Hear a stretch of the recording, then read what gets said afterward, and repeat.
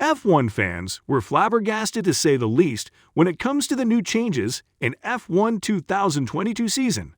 The bouncing has made the driving experience really uncomfortable, so much as drivers were joking about each other on who bounces more on the straight. Lando Norris said that his basketball helmet for the Miami GP would suit George more, considering he likes bouncing so much. However, the porpoising problem is not a joke when it comes to performance of the F1 cars. The 2022 season of F1 has been nothing short of spectacular. We've seen teams like HAAS and Williams score their first points in years, and Bottas outperforming the Alfa Romeo on his revenge mission to prove that he's worth much more than people are used to from Mercedes. However, the rivalry that emerged between Ferrari and Red Bull has caught fans surprised, to say at least. Not by the amazing performance of Red Bull, which by the way has plenty of space for improvement due to their reliability issues, but by the emergence of Ferrari and their dominance, which is currently holding them on the top spot in both constructors and drivers' championships. We are missing something, aren't we? Oh right, Mercedes and their performance in 2022 so far. When Toto Wolff came out before Bahrain GP along with Lewis Hamilton saying that they are not going to be a championship contender in the first races, not until the F1 caravan reaches Europe, everyone had a strong laugh. Could we blame them? Of course not. We are used to Mercedes bluffing like this all the time. Even Max Verstappen, the reigning F1 champion, had a good laugh at this statement, saying that it's nothing new when it comes to Mercedes and their history of bluffing, which is why everyone is very surprised by the performance of Mercedes. Yet, they managed to finish all races, and they have one driver, Russell, who managed to finish in top 5 in all races so far, but Bahrain GP has seen both Red Bulls disqualifying due to reliability issues, and Australia saw Verstappen leaving the race early due to fuel pump issue. These events have helped the Mers to climb places due to other drivers' mistakes, and such thing happened last race in Miami, where Bottas has gone wide at the last corner, which has again been utilized by the Silver Arrows, gaining P5 and P6. Yet the 8-time world champion has had miserable performances in Jeddah, where he didn't even manage to get past first quarter and had battles with the Haas of Magnus in a situation that was laughed at from many executives. He finished P10, and the infamous message of his has gone worldwide asking, is there even a points for this place? Is there even a point for that position? Hamilton has also finished P13 in Imola, while George has managed to finish P4, as the messages for both were different. Toto Wolff jumped on Hamilton's radio right after the race ended, apologizing for what he had to drive today and for the undrivable car, while the Georgie's engineer told him, "I don't know how you did it. Good job." However, Mercedes not being able to compete for podiums with Ferrari and Red Bull, even through George himself, is not something that this team is satisfied with and clearly indicates of a problem. We all know what the problem is, but is porpoising the only problem Mercedes has? And is there a possibility that they'll find a quick fix before the upcoming Grand Prix of Barcelona? Let's dive shortly into the porpoising problem. Porpoising happens due to the increased weight of a F1 car, and it occurs when a car increases, then suddenly decreases its downforce. It's a new problem in F1, and apart from Mercedes, the Ferraris are also seen bouncing on the tracks that have long straight, such as Australia and Imola. Yet they are performing much better than Mers, but that's a problem for another video, as we'll focus only on Mercedes here. Mercedes, just like other construct, or have found out about the porpoising problems on the tests that took place in Barcelona.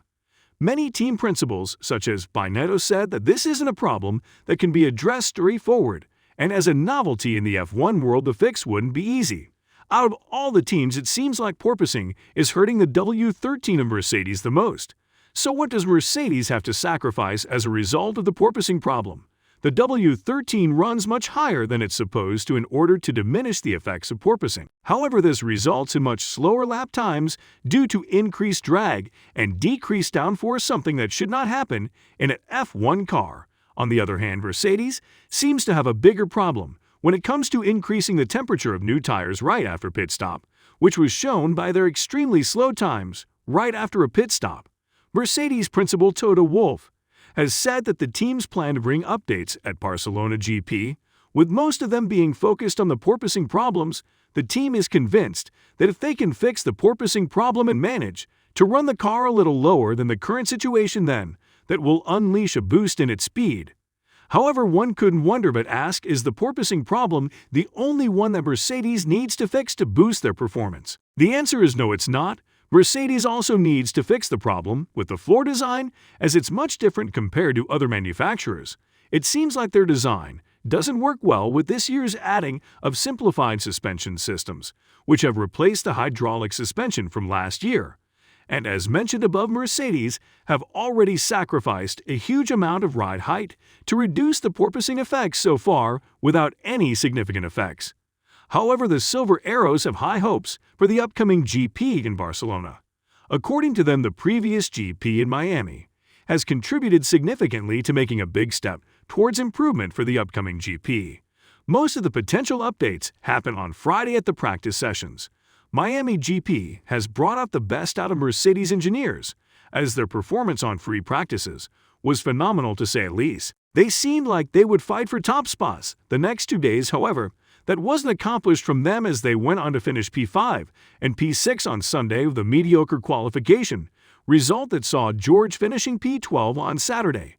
Gary Anderson, who is a journalist for the race, says the Mercedes cannot be looked with the same eyes as the previous races, as he expects the team to make a huge improvement in its performance.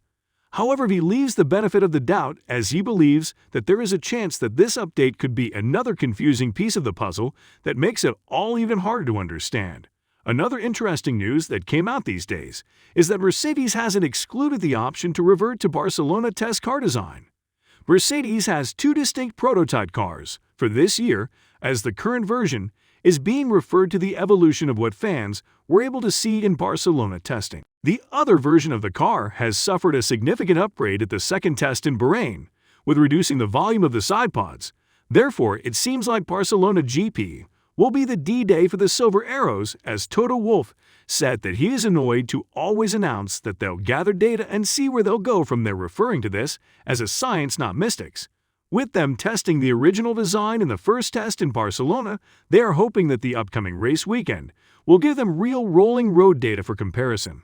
This means that if the current evolution of the W13 is less successful than its predecessor in the testing that occurred in February, then all the scientific supports of the new iteration of side pods will be blown away, forcing Mercedes to abandon their current design beliefs and revert to the older philosophy. So, to answer the title above, Mercedes doesn't seem to have a quick fix problem for their porpoising.